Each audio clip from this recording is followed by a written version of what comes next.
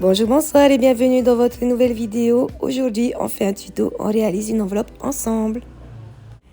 Pour cela, j'ai besoin d'un cutter qui va me servir à tout découper, d'une règle pour découper droit, d'une feuille à plastifier et d'une plastifieuse.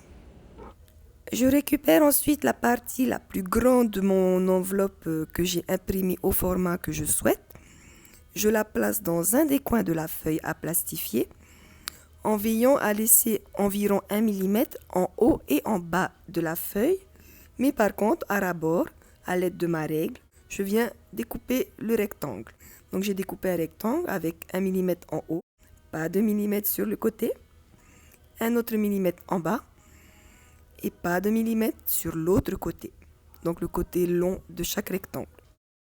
Je récupère ensuite du coup le morceau de feuille à plastifier que nous avons découpé, que je sépare en deux et que je recolle en retournant du coup la partie collante et rugueuse à l'extérieur.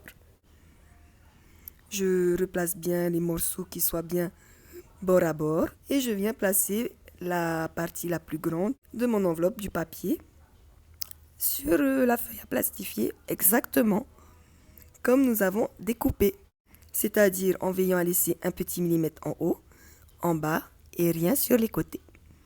Attention, on laisse bien 1 mm en haut et en bas. Je prends le tout, je retourne donc en prenant bien les deux morceaux de feuille à plastifier. On vérifie bien que c'est la partie rugueuse et collante de l'autre côté. Et je viens placer mon tracker. Une fois placé là où je le souhaite, j'ouvre le reste de la feuille à plastifier. Et je viens placer du coup l'ensemble des enveloppes papier et des deux feuilles à plastifier à l'intérieur du reste au niveau du bord scellé. Donc les parties ras-bord, j'en mets une. En général, je mets la partie qui sera percée de la partie scellée de la feuille à plastifier. Je laisse 1 mm supplémentaire en haut, en bas.